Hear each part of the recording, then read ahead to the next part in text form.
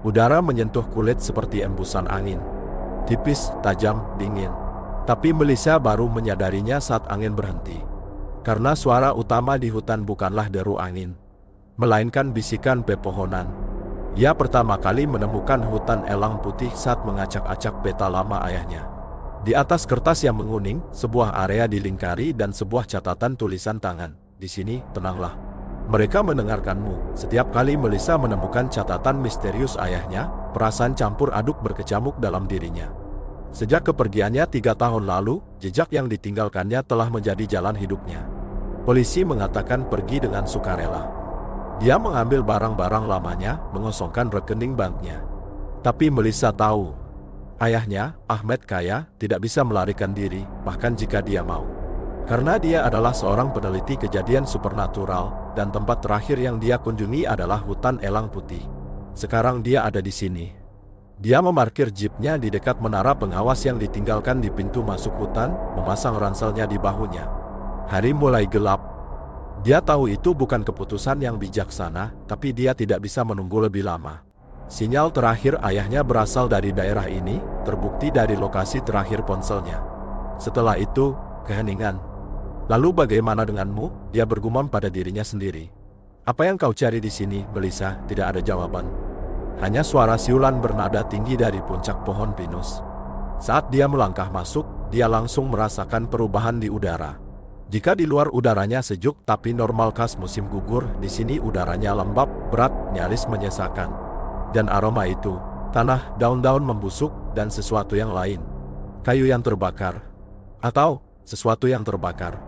Jalan itu dengan cepat menjadi tidak jelas. Yang disebut jalan setapak mungkin pernah ada, tapi sekarang alam telah mengambil alih segalanya. Ranting-ranting melilit anggota tubuhnya, akar-akar terasa seperti mencengkeram kakinya. Melissa melihat GPS-nya. Koordinat sinyal terakhir ponsel ayahnya berada sekitar 2 km di depan. Cahayaannya dengan cepat meredup. Dia menyalakan lanternnya. Sinar cahaya menari di batang pohon, menciptakan bayangan aneh. Setiap pohon seolah-olah membawa ekspresi wajah.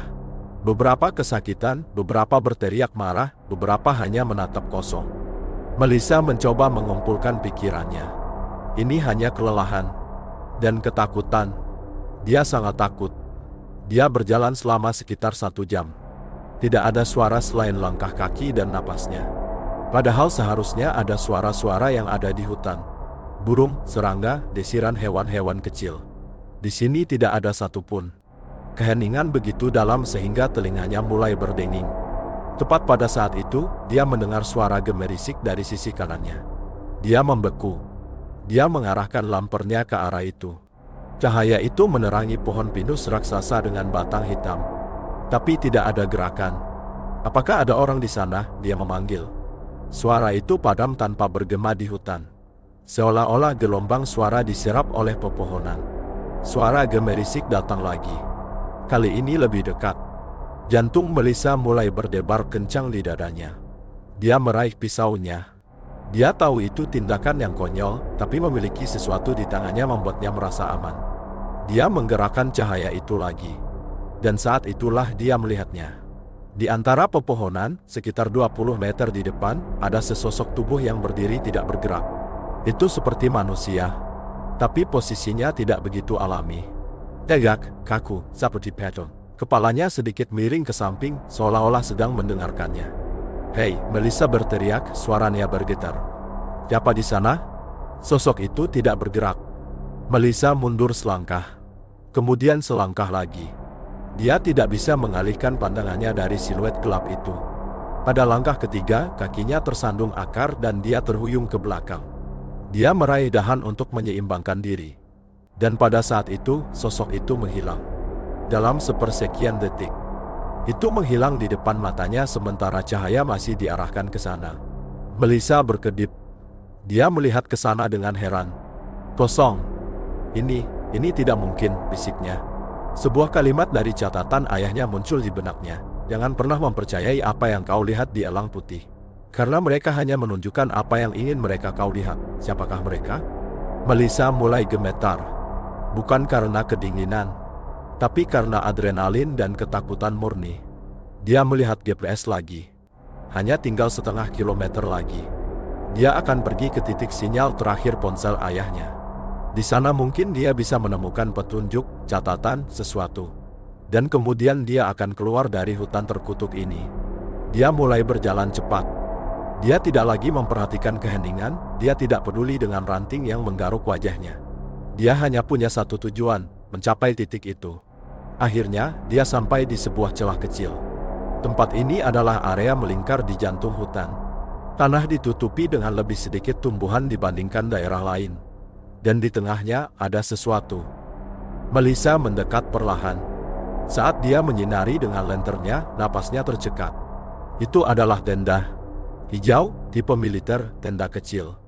Tapi permukaannya tertutup lumut dan tanaman merambat, hampir menyatu dengan alam. Di depan tenda, ada sisa-sisa api unggun kecil.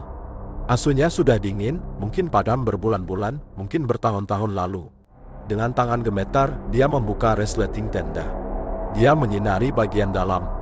Di dalamnya ada kantong tidur, beberapa kaleng makanan, sebuah botol minum, dan sebuah kotak kayu. Di kotak itu, terukir segel pribadi ayahnya, sebuah sayap elang. Melissa masuk. Bagian dalam tenda berbau tanah dan jamur. Dia mengambil kotak itu. Tutupnya tertutup rapat. Setelah sedikit berusaha, kotak itu terbuka. Di dalamnya ada buku catatan yang ditumpuk. Yang paling atas adalah buku harian kulit tua milik ayahnya yang sudah dikenalnya. Dia membalik halamannya. Dia sampai pada catatan terakhir. Tanggal 12 Oktober, hari ketiga. Mereka menemukanku. Suara-suara itu semakin kuat di malam hari. Mereka bergerak di antara pepohonan. Tapi mereka tidak nyata. Refleksi. Gemma. Sesuatu di sini, sepertinya merekam dan memutar ulang masa lalu. Semacam hantu alami, dan jantung Melissa berdebar kencang.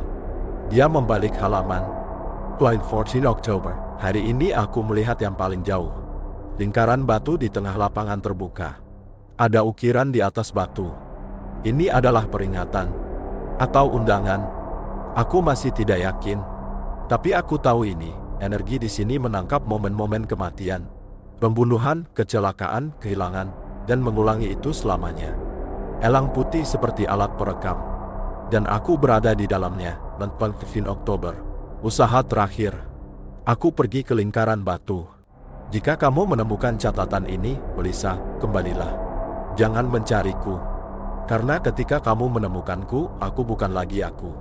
Mereka akan mengambilku. Hutan ini lapar. Dan selalu menginginkan lebih, dan air mata mengalir dari mata Melissa. Tangannya gemetar begitu hebat hingga buku catatan itu hampir jatuh dari tangannya. Ayahnya tidak gila. Benar-benar ada sesuatu di sini. Sesuatu telah mengambilnya. Di halaman belakang buku catatan itu, ada peta yang digambar dengan tulisan tangan.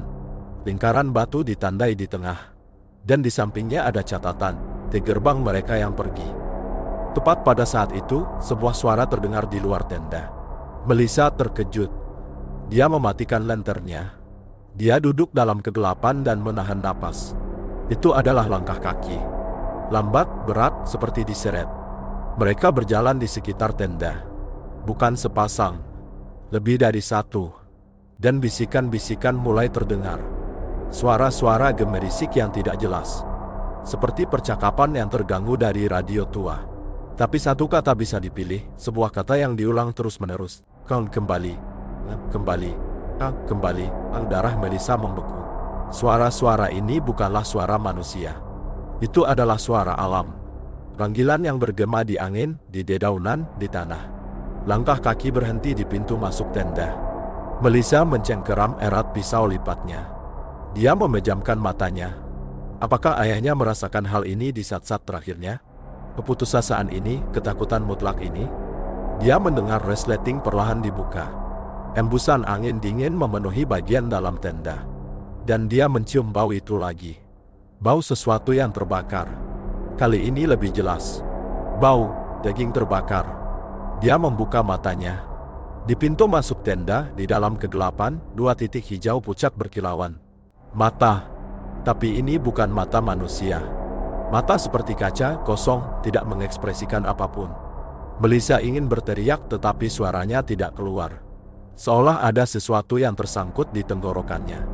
Makhluk itu mengulurkan anggota badan dari dalam kegelapan. Itu tampak seperti tangan manusia, tetapi jari-jarinya terlalu panjang, sendi-sendiannya membengkok pada sudut yang aneh. Itu mengulur, tepat akan menyentuh wajah Melissa. Dari jauh, lolongan serigala terdengar. Mata itu langsung menghilang. Angin dingin berhenti. Pintu masuk tenda kosong. Melissa tetap diam, menahan napas selama beberapa menit. Jantungnya berdetak begitu cepat hingga dadanya mulai sakit. Akhirnya, dia menghembuskan napas perlahan. Dia tidak berani menyalakan lanternnya. Dia hanya mendengarkan. Keheningan telah kembali. Tidak ada bisikan aneh itu, tidak ada langkah kaki. Tapi ada sesuatu yang berubah. Hutan tidak lagi hanya sunyi. Hutan sedang menunggu. Melissa memasukkan buku catatan dan kotak ayahnya ke dalam tasnya. Dia merangkak keluar dari tenda. Hari sudah benar-benar gelap. Tidak ada bulan di langit, hanya beberapa bintang yang memberikan cahaya seperti rembesan di antara awan. Dia harus kembali ke jeepnya. Sekarang juga, dia menanamkan ide ini di benaknya. Tetapi ketika dia melihat GPS, dia melihat layar perangkat itu berantakan. Koordinat berubah menjadi angka-angka yang tidak berarti, layar terganggu. Ada gangguan magnetik. Atau sesuatu yang lain. Melissa kehilangan arah. Dia mencoba mengingat dari arah mana dia datang. Dia menyalakan lanternnya pada pengaturan terendah. Dia memegangnya ke tanah. Dia mencari jejak kaki yang ditinggalkannya saat datang. Tetapi tanahnya keras. Tidak ada jejak. Kepanikan mulai mengikat seperti simpul di tenggorokannya. Dia tersesat. Jauh di dalam hutan elang putih pada malam hari dan makhluk-makhluk itu berada di luar. Dia mulai berjalan di hutan. Ke arah acak. Dia tidak bisa berpikir logis. Dia hanya ingin pergi menjauh. Sekitar setengah jam kemudian, pada saat dia benar-benar kelelahan, cahaya lanternnya menerangi sesuatu yang lain. Sebuah mobil. Lebih tepatnya, sisa-sisa sebuah mobil. Itu adalah sedan hitam model lama. Jendelanya pecah, kapnya berkarat, dan bagian dalamnya dipenuhi tanaman rambak. Mobil itu tampak seperti menabrak pohon. Bagian depannya hancur. Melissa mendekat perlahan. Dia melihat ke dalam. Di kursi ada kerangka. Tulang-tulangnya bersih, tanpa daging dan pakaian. Tengkoraknya tampak menghadap keluar jendela ke arah hutan. Dan di setir tergantung sebuah mainan plastik kecil. Seekor gajah merah muda. Melissa teringat berita surat kabar yang dibacanya 3 tahun lalu.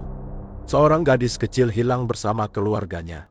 Kendaraan mereka tidak ditemukan. Tertulis bahwa mainan favorit gadis kecil itu adalah gajah merah muda. Jadi mobil itu ada di sini. Tapi jenazahnya hanya ada satu kerangka. Lalu di mana yang lainnya? Tepat pada saat itu, sebuah dahan patah di belakangnya. Melissa berbalik dengan cepat. Dia mengayunkan santernya. Di antara pepohonan, kali ini bukan hanya satu sosok, tetapi lebih dari 1, 5, 6. Dia tidak bisa menghitung. Mereka semua tidak bergerak, berdiri tegak dalam kegelapan, menatapnya. Bentuk-bentuk yang tidak manusiawi itu. Postur tubuh yang tidak alami itu. Jauhi aku, teriak Melissa, suaranya bergetar ketakutan. Sosok-sosok itu tidak bergerak. Mereka hanya berdiri. Kemudian, yang paling kiri, memiringkan kepalanya perlahan ke samping. Seolah sedang mengamatinya. Melissa mundur selangkah. Tumitnya menabrak sesuatu. Dia membungkuk dan melihat. Di tanah ada plat nomor yang berkarat. Huruf-huruf di atasnya masih terbaca. Ingat kami, apakah ini peringatan atau ancaman? Salah satu sosok melangkah maju. Kemudian yang lain. Dengan langkah-langkah lambat dan menyeret, mereka mulai bergerak ke arahnya. Melissa mulai berlari. Dengan panik, tanpa memikirkan arah. Dahan-dahan mencakar wajahnya, akar-akar mencoba menjatuhkannya. Di belakangnya, dia bisa mendengar suara langkah kaki yang berat itu. Mereka semakin dekat. Saat berlari, dia teringat lingkaran batu di peta ayahnya. Gerbang orang-orang yang pergi, mungkin itu jalan keluar. Mungkin dia bisa menemukan sesuatu di sana. GPS tidak berfungsi, tetapi dia mencoba membayangkan peta di benaknya. Dari lapangan terbuka ke utara, mengikuti dasar sungai, lalu kakinya menginjak ruang kosong. Melissa terhuyung dan berguling ke bawah, menuruni lereng curam. Saat jatuh, kepalanya menabrak batu. Cahaya meledak di depan matanya dan semuanya menjadi gelap. Ketika dia bangun, kepalanya berdenyut-denyut sakit. Dia berbaring di tanah di atas daun-daun basah. Senternya ada di sampingnya, kacanya retak tetapi sepertinya masih berfungsi. Udara masih gelap gulita. Berapa lama dia pingsan? Dia tidak tahu. Dia bangkit perlahan. Seluruh tubuhnya sakit. Tapi dia beruntung, tidak ada yang serius. Dia melihat sekeliling. Tempat dia berguling dan jatuh adalah awal dari lembah kecil. Dan tepat di depannya, di tengah lembah, ada lingkaran batu. Disinilah tempat yang dibicarakan ayahnya. Gerbang orang-orang yang pergi. Lingkaran itu berdiameter sekitar 10 meter. 7 batu tegak ditempatkan dalam simetri yang sempurna. Di atas batu-batu itu, terukir simbol-simbol kuno yang tidak dapat dipahami. Di udara, ada dengungan pada frekuensi rendah. Hampir tidak terdengar, tetapi terasa di tulang-tulangnya. Melissa berdiri dan berjalan menuju lingkaran itu. Logikanya berteriak agar dia kembali. Tapi sesuatu menariknya. Mungkin jejak ayahnya ada di sini. Saat dia melangkah ke dalam lingkaran, udara berubah. Suhu tiba-tiba turun. Nafasnya mulai keluar sebagai uap. Dan dengungan itu berubah menjadi dering di telinganya. Tepat di tengah lingkaran, ada simbol yang terukir di tanah. 3 lingkaran yang saling bertautan. Dan di tengahnya ada cetakan tangan. Melissa berlutut. Dia meletakkan tangannya di atas cetakan tangan itu. Batu itu lebih hangat dari yang dia duga. Hampir seperti hidup. Dan pada saat itu, gambaran-gambaran meledak di benaknya. Seorang pria berlari di lingkaran ini. Dalam ketakutan. Di belakangnya, sosok-sosok gelap itu datang. Pria itu adalah ayah Melissa, Ahmed. Dia berbalik dan berteriak, "Jangan bawa aku, tinggalkan aku." Sosok-sosok itu menangkapnya. Mereka menyentuhnya. Dan Ahmed meleleh. Dia terurai menjadi berkas-berkas cahaya dan tertarik ke dalam batu-batu, menghilang. Gambar lain, sedan hitam itu, melaju di jalan ini di malam hari. Ayah mengemudi, ibu di kursi belakang, dan gadis kecil memegang mainan gajah merah muda. Tiba-tiba, sebuah sosok muncul di depan mereka. Suara rem. Tabrakan. Kemudian sosok-sosok lain datang. Mereka menarik mereka keluar dari mobil. Hanya ayah yang tersisa di kemudi, sampai tulangnya membusuk di sana. Lebih banyak gambar, puluhan, ratusan. Kembali ke tahun-tahun, dekade-dekade, mungkin berabad-abad. Semua yang hilang. Setiap jiwa yang memasuki hutan ini dan tidak pernah keluar lagi. Semuanya di sini, terperangkap di dalam batu-batu. Melissa ingin menarik tangannya, tetapi tidak bisa. Batu itu menyedotnya, terus memompa gambar-gambar ke dalam benaknya. Dalam gambar terakhir, dia melihat dirinya sendiri. Turun dari jeepnya, berjalan ke dalam hutan. Dan di belakang, di antara pepohonan, ada lusinan sosok yang mengawasinya. Mereka semua menunggu. Mereka semua lapar. Melissa berteriak dan menarik tangannya dari batu itu. Dia melompat mundur. Jantungnya berdebar kencang. Dia terengah-engah. Sekarang dia mengerti. Hutan ini adalah perangkap. Sebuah area perburuan. Dan benda-benda itu, dia tidak tahu apa mereka. Mungkin hutan itu sendiri. Mungkin hantu-hantu yang diciptakan hutan untuk diberi makan.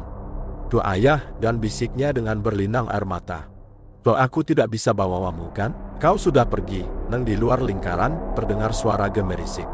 Melissa berbalik. Di atas lembah, semua bukit dipenuhi dengan sosok-sosok gelap itu.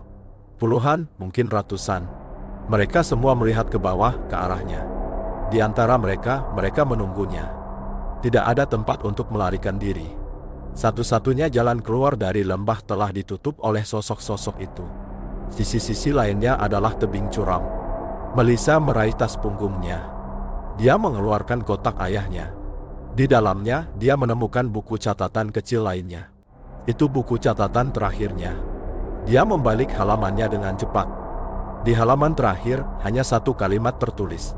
Cahaya menjauhkan mereka. Tapi hanya cahaya sejati. Cahaya di dalam dirimu. Apa artinya ini?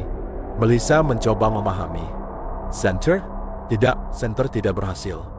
Sesuatu yang lain. Sosok-sosok itu mulai turun dari lembah. Dengan langkah lambat tapi pasti. Seolah-olah waktu masih banyak dan mangsa tidak bisa lari. Sesuatu terlintas dalam benak Melissa.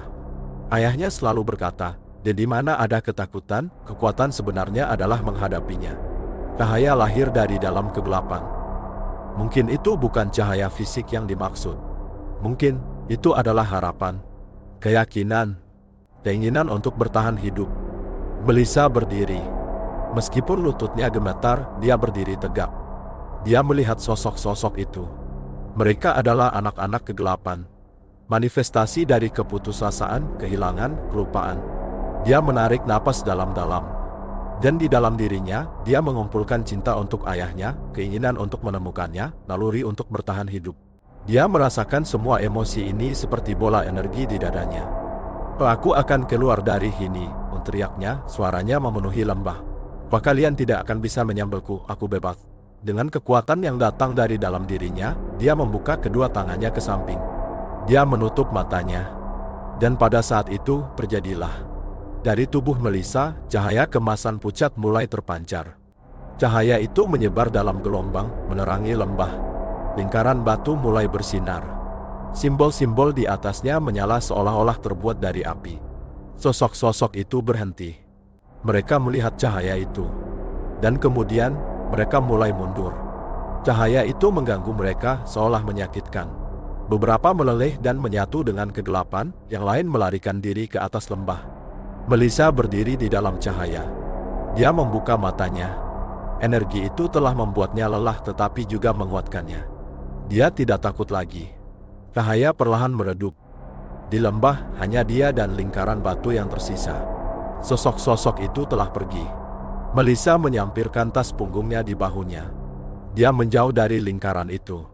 Seolah-olah dia tahu ke arah mana dia harus pergi sekarang. Instingnya akan membawanya ke jeepnya. Dia mulai berjalan. Hutan masih hutan yang sama. Tapi sekarang kesunyian tidak lagi membuatnya takut. Karena dia tahu apa arti kesunyian itu, penantian. Aku akan menemukanmu ayah, bisiknya ke dalam kegelapan.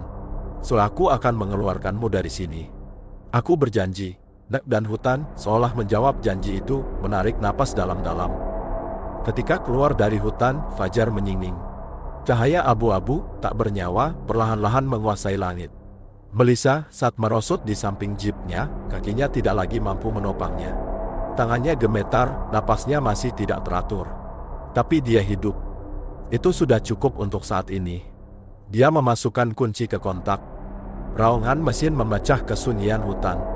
Suara yang biasanya dia anggap mengganggu ini, sekarang terdengar seperti musik terindah di dunia. Saat mundur, dia menatap hutan Beyaz Shahin sekali lagi dari kaca spion. Pohon-pohon itu tampak biasa saja, bahkan sedikit sedih, dalam cahaya pagi yang redup. Tidak ada jejak sosok-sosok gelap itu, bisikan-bisikan itu, lingkaran batu itu. Semuanya seperti terbangun dari mimpi buruk. Tapi berat ranselnya mengingatkannya bahwa ini bukan mimpi. Di dalamnya ada buku catatan ayahnya, peta, dan berat kotak terkutuk itu. Saat tiba di kota, tempat yang tampak kecil dan ditinggalkan, matahari sudah tepat di atas kepala. Tulisan pada papan nama Gumish benar telah memudar. Di jalan utama ada 2 toko kelontong, sebuah kedai kopi, dan sebuah motel. Seolah-olah waktu telah berhenti di sini pada tahun 90-an. Dia memarkir jeep di tempat parkir di depan motel. Saat memasuki pintu, suara mantel basahnya dan sepatu bot berlumpurnya menyebabkan resepsionis tua di lobi mengangkat kepalanya. Pria itu menatapnya dari balik kacamata berbingkai tebalnya. "Apakah Anda punya kamar?" tanya Melissa, suaranya masih sedikit gemetar. Pria itu mengangguk, menarik sebuah buku catatan di depannya. "Berapa malam? Saya belum tahu. Saya membayar untuk 1 malam." Pria itu pasti memperhatikan ekspresi wajah Melissa saat mengulurkan kunci. Lingkaran hitam di bawah matanya, celana panjangnya yang robek, luka kecil di dahinya. Semuanya menceritakan sebuah kisah. "Apakah Anda keluar ke hutan?" tanya pria itu, suaranya rendah dan netral. Melissa tersentak. "Ya, sebuah jalan-jalan di alam." Pria itu terdiam sejenak, lalu mengangguk dan mengulurkan kunci. "Nomor 12. Di belakang." Tenang, saat memasuki kamar, dia segera mengunci pintu dan bersandar padanya. Kamar yang sederhana dan bersih. Sebuah tempat tidur single, meja, kursi. Dari jendela, siluet hutan yang jauh terlihat. Dia meletakkan ranselnya di atas meja. Tangannya masih gemetar. Dia pergi ke kamar mandi dan mencuci wajahnya. Air dingin memberikan efek kejutan dan membuatnya sedikit sadar. Dia menatap dirinya di cermin. Ada ekspresi di matanya yang belum pernah dilihatnya sebelumnya. Ada rasa takut, ya, tapi juga jenis tekad baru.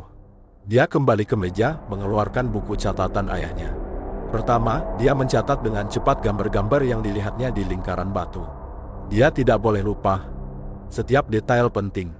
Kemudian, dia mulai membolak-balik buku catatan lain yang belum pernah dibacanya sebelumnya. Penelitian ayahnya tidak hanya terbatas pada Beyaz Shahin. Ada catatan tentang kejadian serupa di berbagai tempat di Turki, guntingan koran, simbol yang digambar tangan. Semuanya tampak saling berhubungan. Dalam sebuah buku catatan, ada daftar berjudul Tempat Bergema. Di bawahnya ada penjelasan. Beberapa wilayah geografis mencatat peristiwa emosional yang intens dan seringkali traumatis yang terjadi di sana. Karena struktur geologis mereka, anomali magnetik, atau jenis energi yang tidak diketahui, peristiwa-peristiwa ini terulang seiring waktu. Gambar, suara, bahkan terkadang efek fisik. Ini bukan hantu, tetapi memori alam. Ayahnya menggambarkan Beyaz Shahin seperti ini. Sebuah alat perekam. Tapi mengapa rekaman ini begitu hidup? Mengapa mereka memburu orang? Dalam buku catatan lain, dia menemukan bagian yang lebih mengganggu. Yang jelas adalah bahwa gema ini seiring waktu mungkin telah menjadi sadar. Atau ada sesuatu yang memberi mereka kesadaran. Mereka memakan ketakutan, keputusasaan, energi saat kematian. Melissa menutup halaman itu. Dia merinding. Mungkinkah hutan atau suatu tempat menjadi sadar? Dia menemukan selembar kertas yang terlipat yang diselipkan di sampul belakang buku catatan lain. Dia membukanya. Itu adalah surat yang ditulis tangan. Ahmed, hati-hatilah dengan peringatan terakhirku. Jangan kembali ke sana.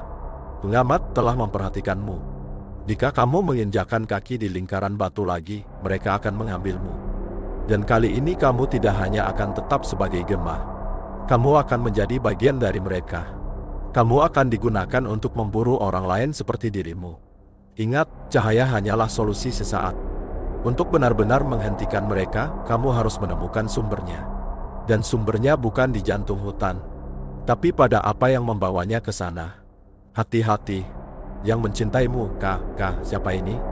Melissa memikirkan lingkaran dekat ayahnya. Dia tidak punya mitra penelitian. Dia adalah pria yang kesepian. Tapi kejujuran dalam surat ini menunjukkan bahwa dia adalah teman atau kolega dekat. Di bawah surat itu ada nomor telepon. Format lama dengan kode area. Dia mengeluarkan ponselnya. Kekuatan sinyalnya lemah tetapi ada satu bar.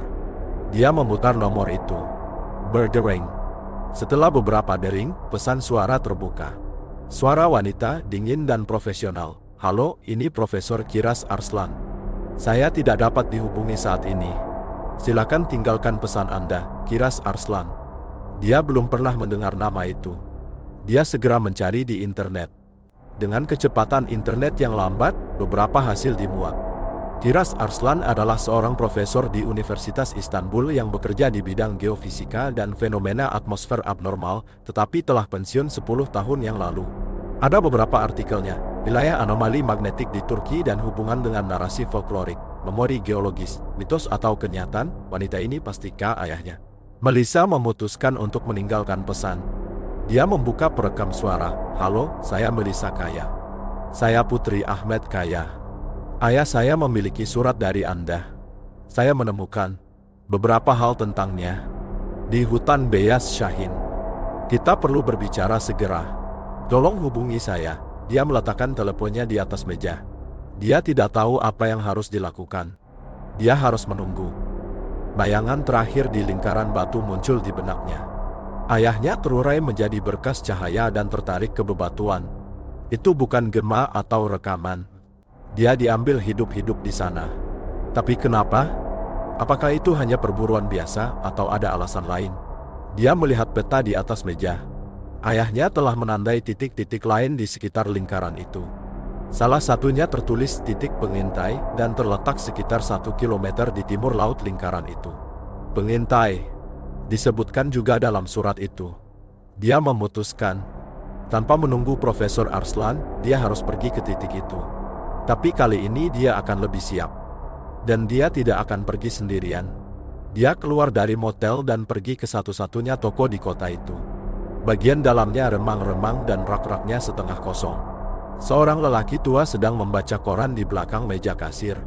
Melissa membeli beberapa kaleng makanan, air, baterai, plester luka, pisau lipat, dan yang paling penting, senter yang kuat. Saat membayar ke kasir, pria itu menurunkan korannya. "Apakah kamu seorang turis?" tanyanya dengan ekspresi curiga. "Saya seorang peneliti," kata Melissa, menjawab dengan cepat.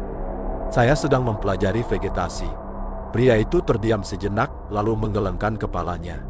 "Hati-hati di hutan. Jangan keluar di malam hari." "Kenapa?" Pria itu mengalihkan pandangannya. "Orang-orang menghilang. Dulu lebih sering. Sekarang tidak banyak yang masuk. Tapi tetap saja, ada hal-hal lama di sana." "Hal-hal yang terlupakan. Hal-hal seperti apa?" tanya Melissa, berusaha untuk tidak menunjukkan minatnya. Pria itu mengangkat bahunya. "Kakek nenek kita biasa bercerita. Hutan memiliki jiwanya sendiri. Kadang-kadang ia memanggil. Mereka yang mendengar suaranya dan mengikutinya tidak pernah kembali." Dia berhenti. "Dan ada batu-batu berbentuk lingkaran." Pikiran mereka yang menyentuhnya menjadi bingung. Jantung Melissa berdebar kencang. "Apakah Anda tahu di mana lingkaran batu ini?" Pria itu menatap tajam. "Aku tidak tahu. Dan aku tidak ingin tahu. Jangan bertanya padaku. Kamu gadis muda. Pergi, urus urusanmu di kota." Melissa mengambil tas belanjanya dan keluar. Ketakutan dalam suara pria itu jelas. Kota ini tahu misteri hutan itu tetapi takut untuk berbicara. Ketika dia kembali ke kamar, dia melihat lampu teleponnya menyala. Ada panggilan tidak terjawab dan sebuah pesan. Dia tidak langsung mengenali nomor itu. Dia membuka pesan itu. "Nona Melissa, saya Kiras Arslan. Saya menerima pesan Anda. Anda mengatakan bahwa Anda adalah Putri Ahmed.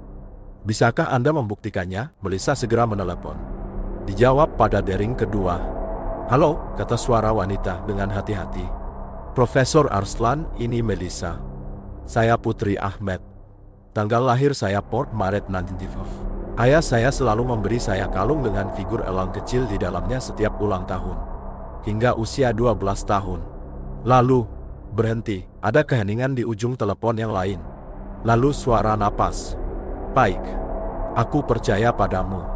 Kamu di mana?" "Saya di Gumish Benar. Di tepi hutan Beyaz Shahin." "Apa?" Suara profesor itu meninggi. "Apa yang kamu lakukan di sana?" "Segera tinggalkan tempat itu. Ayah saya menghilang di sini. Saya datang untuk menemukannya. Dan saya melihat beberapa hal. Lingkaran batu. Benda-benda. Itu, Melissa, dengarkan aku," kata profesor itu, merendahkan suaranya. "Hutan itu bukan hanya anomali magnetik. Itu hidup.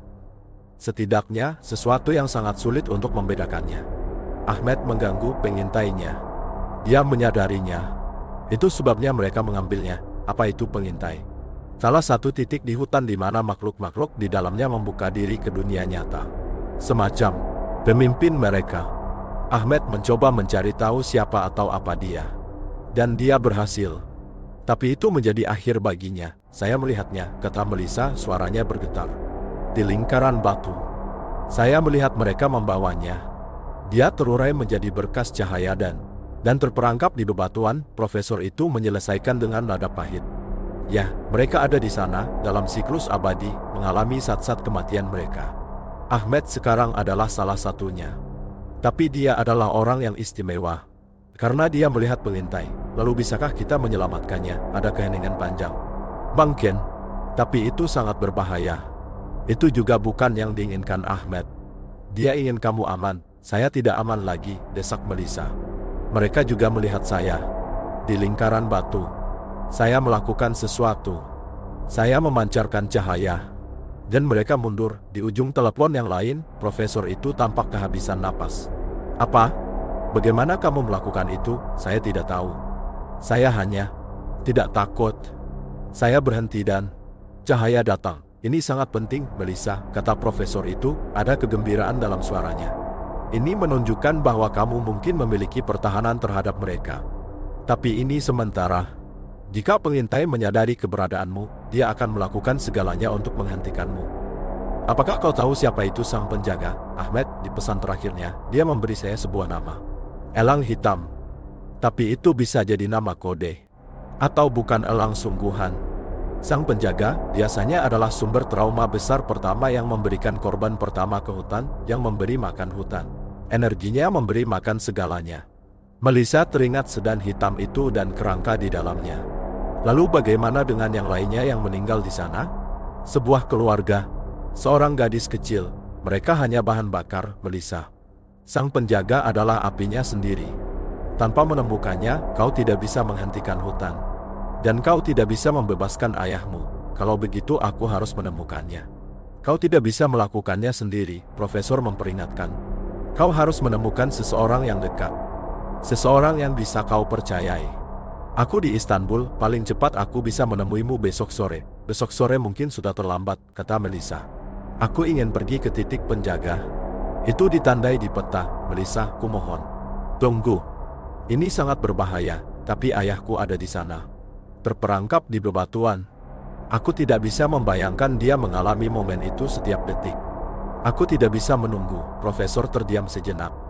Baiklah. Tapi jangan pergi sendiri. Tidak ada seorang pun di kota itu yang bisa kau percayai, Melissa berpikir. Pria tua di resepsionis, pedagang di pasar, tidak ada yang tampak bisa dipercaya. Mungkin aku bisa pergi ke polisi. Polisi tidak akan percaya.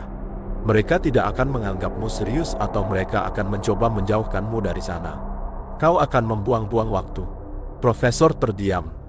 Dengar, ada seorang pria di sana. Namanya Cihan. Pensiunan penjaga hutan. Ahmed menyebutkannya. Orang yang jujur. Temukan dia. Aku sedang mencoba mencari alamatnya sekarang. Bagaimana aku menemukannya? Kota itu kecil. Tanya seseorang. Apakah kau mengenal Cihan Usta? Dia akan mengarahkanmu. Katakan padanya kau datang dari Ahmed. Dan bahwa aku menghubunginya. Sekarang pergi, temukan dia. Aku akan mengirimmu alamatnya jika aku bisa menemukannya. Dan Melissa, ya, di siang hari, hutan kurang aktif. Tapi jangan tertipu. Dia selalu mengawasi. Komunikasi terputus. Melissa memasukkan teleponnya ke saku. Ada tujuan baru, menemukan Cihan. Dia keluar dari motel, berjalan menuju kedai kopi. Di dalam, 3 pria tua sedang bermain backgammon. Ketika Melissa masuk, mereka semua terdiam dan menatapnya. Maaf, kata Melissa. Saya mencari Cihan Usta. Apakah ada yang mengenalnya? Para pria itu saling pandang. Salah satu dari mereka, yang berjenggot dan matanya binar, bertanya, mengapa kau mencari Cihan? Dia teman ayahku. Aku punya pesan untuknya. Pria itu berpikir sejenak. Ikuti jalan ini. Di ujung kota ada gubuk di tepi hutan. Tapi hati-hati. Cihan akhir-akhir ini menutup diri. Melissa berterima kasih dan keluar. Dia berjalan di jalan yang dijelaskan. Kota itu benar-benar kecil. Dalam 5 menit dia telah mencapai rumah terakhir. Di luar itu, di antara pepohonan, ada sebuah gubuk kayu. Asap mengepul dari cerobongnya. Dia mengetuk pintu. Ada suara gemerisik dari dalam, lalu langkah kaki yang berat. Pintu terbuka sedikit. Di depannya, seorang pria berusia 50-an, bertubuh besar, dengan wajah yang dipenuhi garis-garis dalam, berdiri. Matanya waspada seperti hewan pemburu. Ada apa? Dia membentak. Apa kau Cihan Usta? Aku Melissa. Putri Ahmed Kaya. Ekspresi wajah pria itu berubah. Kekerasan di matanya digantikan oleh keterkejutannya, lalu kesedihan yang mendalam. Dia membuka pintu sepenuhnya. Masuklah, interior gubuk itu sederhana tapi bersih. Senjata-senjata tua, peta, dan kulit binatang tergantung di dinding. Sebuah teko mendidih di atas perapian. Duduklah, kata Cihan, menunjuk kursi. Dia duduk di hadapannya. Ahmed. Jadi dia menemukanmu. Aku tidak menemukannya, kata Melissa, suaranya bergetar. Tapi aku tahu apa dia. Dan aku ingin menyelamatkannya. Cihan menghela napas dalam-dalam. Ketika Ahmed pertama kali datang ke sini, dia juga mencoba meyakinkanku bahwa ada ketidakseimbangan di sana. Aku percaya padanya. Karena aku juga telah melihat hal-hal. Apa yang kau lihat? Di malam hari, bayangan bergerak di antara pepohonan. Suara-suara, bisikan-bisikan. Dulu, aku memimpin tim pencarian orang hilang. Kami mencari keluarga itu. Kami menemukan sedan itu. Tapi hanya ada ayah di dalamnya. Tulang-tulangnya. Ibu dan anak perempuan tidak ada. Tapi, kami mendengar suara mereka. Di hutan, mereka berteriak meminta tolong. Suara-suara itu datang dari segala arah. Kami tidak pernah menemukan sumbernya. Melissa teringat pemandangan yang dia lihat di lingkaran batu. Dia melihat sosok-sosok menarik mereka keluar dari mobil. Mereka ada di sana. Tapi mereka bukan lagi mereka. Mereka, jemaah mereka. Atau lebih buruk, Jihan menggelengkan kepalanya. Ahmed mengatakan hal yang sama. Bahwa hutan merekam momen-momen kematian dan memutarnya ulang. Tapi kemudian dia berubah pikiran. Dia berkata rekaman ini telah menjadi sadar. Dan ada sesuatu yang mengendalikannya. Dia mencari sang penjaga. Aku harus menemukannya, Jihan Usta. Hanya dengan begitu aku bisa menyelamatkan ayahku. Profesor Arslan juga mengatakan demikian. Alis Jihan terangkat. Jadi kau sudah berbicara dengan Kiras Hanom. Kalau begitu aku harus menganggapnya serius. Dia terdiam. Ahmed mengatakan bahwa dia telah menemukan petunjuk tentang siapa sang penjaga. Sebuah peristiwa lama. Berasal dari tahun-tahun pendirian kota. Seorang pria hilang di hutan. Tapi itu bukan kehilangan biasa. Ketika penduduk kota menemukannya, pria itu berbicara dengan pepohonan. Lalu, dia menghilang. Tapi setelah itu, kehilangan mulai terjadi. Apakah kau tahu namanya? Jihan mengambil teko dari perapian, menuangkan teh ke dalam 2 cangkir. Dia memberikan satu kepada Melissa. Aku tidak tahu. Mungkin ada di catatan kota. Tapi tidak ada yang mau membicarakannya. Peristiwa itu tabu di sini. Bagaimana aku bisa mengakses catatan? Ada sebuah ruangan di balai kota. Ruang arsip. Tapi itu terkunci. Kuncinya ada di wali kota. Dia tidak akan memberikannya padamu. Melissa menyeruput tehnya. Kehangatan itu menghangatkan hatinya sedikit. Kalau begitu kita harus mencari cara lain. Jihan menatapnya. Ada keraguan-raguan di matanya. Kemudian, Ahmed sangat mengkhawatirkanmu. Dia selalu berkata, Melissa sangat keras kepala, seperti ibunya. Jika dia ada di sini, dia ingin menjauhkanmu dari sini. Ayahku tidak ada di sini lagi. Aku yang membuat keputusan. Jihan sejenak berpikir. Kemudian dia berdiri, mengambil seikat kunci yang tergantung di dinding.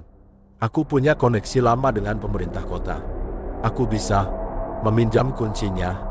Tapi kita hanya akan melihat. Dan kita tidak akan membicarakannya pada siapapun. Secercah harapan menyala di dalam diri Melissa. Terima kasih. Gedung pemerintah kota adalah satu-satunya bangunan 2 lantai di alun-alun kota. Karena sudah malam, gedung itu ditutup. Setelah mengamati sekeliling, Jihan membuka pintu belakang. Mereka masuk ke dalam. Ruang arsip berada di ruang bawah tanah. Baunya debu dan lembab. Rak-rak dipenuhi dengan berkas dan buku catatan lama. Dari mana kita mulai? Tanya Melissa. Kita akan mencari kasus-kasus orang hilang. Yang paling lama, selama sekitar 1 jam, mereka mengaduk-aduk buku catatan berdebu. Mata Melissa perih, dia batuk karena debu. Kemudian, Jihan mengambil sebuah buku catatan. Lihat, katanya dengan suara bersemangat. Di sini, 1923, Yusuf Eren, salah satu pendiri kota, hilang di hutan. Ditemukan 3 hari kemudian. Kondisi mentalnya tidak stabil. Dia terlihat berbicara dengan pohon, menyebutkan makhluk tidak terlihat. Seminggu kemudian, dia menghilang dari kamarnya. Pintu dan jendela terkunci dari dalam. Yusuf Eren, calon penjaga. Apa ada hal lain? Jihan membalik halaman. Di sini, catatan kecil. Setelah hilangnya Yi Eren, kejadian aneh mulai dilaporkan di hutan. Cahaya, suara. Kasus kehilangan pertama Nenfor, seorang anak. Ini pasti dia, kata Melissa. Yusuf Eren. Lalu apalagi yang kita ketahui tentangnya? Tidak banyak. Tapi, ada alamat. Lokasi rumah lamanya. Sekarang sudah hancur di dalam hutan. Di mana di peta? Jihan mengeluarkan peta tua dari buku catatan lain. Dia menunjuk sebuah titik dengan jarinya. Di sini. Tepat di tempat titik penjaga berada, Melissa terkesiap. Potongan-potongan itu menyatu. Penjaga itu adalah Yusuf Eren. Sesuatu di hutan telah mengubahnya, menjadikannya bagian dari dirinya. Dan sekarang dia memburu yang lain. Aku harus pergi ke sana, kata Melissa. Tuan Jihan, tolong. Ayahku ada di sana. Dan aku pikir aku bisa menghentikan mereka. Seperti yang aku lakukan di ruang batu, Jihan menatapnya. Ada perhitungan batin di matanya. Kemudian, Ahmed telah menugaskan saya untuk melindungimu. Jika terjadi sesuatu, tapi kurasa, aku tidak bisa menghentikanmu. Kalau begitu, aku ikut denganmu. Tidak, ini sangat berbahaya. Yang lebih berbahaya adalah kamu pergi sendirian, desak Jihan. Aku tahu hutan itu. Dan aku tahu cara menggunakan senjata. Melissa ingin menolak, tetapi ketika melihat tatapan tegas Jihan, dia mengangguk. Baiklah. Tapi aku yang membuat aturan. Kamu akan melakukan apapun yang aku katakan. Jihan tersenyum tipis. Sama seperti ayahmu. Baiklah nona kecil. Aturannya milikmu. Keesokan paginya, mereka berangkat saat fajar menyingsing. Jihan mengendarai mobil pickup tua. Mereka memasuki hutan melalui jalan yang belum pernah dilalui Melissa sebelumnya. Jalan itu bergelombang dan semakin menyempit. Jalan ini dulunya digunakan untuk mengangkut kayu, jelas Jihan. Sekarang sudah ditinggalkan. Mengarah ke rumah Yusuf Eren. Sekitar setengah jam kemudian, mereka melihat reruntuhan di antara pepohonan. Sisa-sisa rumah kayu di atas fondasi batu. Atapnya runtuh, dindingnya hancur. Semuanya ditutupi oleh tanaman merambat dan tumbuhan liar. Mereka keluar dari mobil. Udara terasa berat dan pengap seperti hari pertama Melissa datang. Suara burung juga tidak ada. Disinilah tempatnya, kata Jihan, merendahkan suaranya. Mereka mendekati reruntuhan rumah. Melissa merasakan kengerian dingin yang menusuk tulang seperti yang dia rasakan di ruang batu. Ini adalah tempat yang tepat. Mereka masuk ke dalam. Lantai ditutupi dengan papan kayu lapuk. Mereka berjalan dengan hati-hati. Di sebuah sudut, ada perapian tua. Bagian dalamnya abu dan gelap. Melissa berjongkok di samping perapian. Dia menyadari bahwa ada ukiran di batu. Sama seperti simbol-simbol di ruang batu. Lingkaran yang saling terkait. Lihat, kata Jihan dari sisi lain. Melissa menghampirinya. Jihan telah membersihkan debu dari tanah, menampakkan sebuah penutup kayu. Pintu jebakan. Kayunya sudah lapuk. Hati-hati, bersama-sama mereka mengangkat penutup itu. Di bawahnya, tangga batu sempit menurun ke bawah. Bau gelap dan lembab menyengat. Jihan menyalakan lampernya. Biar aku yang memimpin, tidak, kata Melissa. Bersama, mereka menuruni tangga. Sebuah terowongan sempit membawa mereka ke kedalaman. Udara semakin dingin. Akhirnya, mereka tiba di sebuah ruangan kecil. Ruangan itu lebih besar dari yang mereka harapkan. Dindingnya terbuat dari batu dan di atasnya terukir simbol-simbol rumit. Di tengah ruangan ada sebuah meja batu. Di atasnya ada sebuah buku catatan tua, beberapa jimat, dan di tengahnya sebuah batu hitam mengkilap. Melissa mendekati meja. Dia mengambil batu itu. Rasanya sangat berat. Dan tidak dingin, melainkan hangat. Hampir berdenyut seperti makhluk hidup. Apa ini? Bisik Jihan. Kurasa, itu hatinya, kata Melissa. Atau sesuatu yang menahannya di sini. Dia membuka buku catatan itu. Halaman-halamannya ditulis dalam bahasa Turki kuno. Dia membacanya dengan susah payah. Dia menemukanku. Di jantung hutan. Dia menunjukkanku. Kebenaran. Semuanya hidup. Batu, tanah, pohon. Semuanya mengingat. Dan lapar. Sangat lapar. Aku akan memberi mereka makan. Aku akan membawakan mereka kurban. Dan sebagai balasannya, dia akan memberi saya kehidupan abadi. Aku akan menjadi penjaga hutan ini. Aku akan menjadi elang hitam. Melissa membalik halaman. Aku membawakan kurban pertama. Anak gembala. Aku merasakan ketakutannya. Begitu manisnya. Hutan menelannya. Dan aku merasa lebih kuat. Aku sekarang bagian dari mereka. Aku sekarang salah satu dari mereka. Ya Tuhan, gumam Jihan. Orang ini monster, tidak, kata Melissa sambil terus membalik halaman. Dia juga korban. Sesuatu di jantung hutan telah merasukinya. Menggunakannya, di halaman terakhir, hanya ada satu kalimat. Dia memanggilku. Aku harus pergi ke lingkaran batu. Di sana, aku akan menjadi satu dengannya. Melissa menggenggam batu itu erat-erat. Batu ini adalah sesuatu yang membuatnya terikat pada dunia ini. Jika kita menghancurkannya, mungkin kita akan membebaskannya. Atau kita akan membuat semuanya lebih buruk, Jihan memperingatkan. Tepat pada saat itu, sebuah suara datang dari terowongan. Langkah kaki. Langkah kaki yang berat dan menyeret. Dan bisikan familiar itu, kembalikan, kembalikan. Elberry kembali. Melissa dan Cihan saling bertatapan. Makhluk-makhluk itu ada di sini. Dan mereka tahu bahwa makhluk-makhluk itu telah menemukan batu itu. Mereka memotong jalan keluar kita, kata Cihan, meraih pisau di pinggangnya. Tidak, kata Melissa, menekan batu itu ke dadanya. Aku akan berbicara dengan mereka. Apa? Kau gila? Aku akan melakukan apa yang kulakukan di lingkaran batu. Cahaya, Melissa memejamkan mata. Dia merasakan kehangatan batu itu. Kehangatan itu menyebar ke lengannya, dadanya, kepalanya. Kali ini dia tidak takut. Dia hanya mengerti. Di pintu masuk terowongan, sosok-sosok gelap muncul. Kali ini jumlah mereka lebih banyak. 10. Mereka menghalangi pintu masuk ruangan. Mata kosong seperti kaca itu menatap Melissa. Sosok di paling depan mengambil satu langkah. Lebih tinggi dari yang lain, lebih gelap. Dan di wajahnya ada sebuah bentuk. Mirip manusia tapi terdistorsi. Wajah Yusuf Eren. Kembalikan, sebuah suara keluar. Suara itu seolah-olah berasal dari dalam bebatuan ruangan. Itu milikku. Tidak, kata Melissa, suaranya tenang tapi tegas. Kau bukan Yusuf Eren. Kau adalah ketakutannya. Dosanya.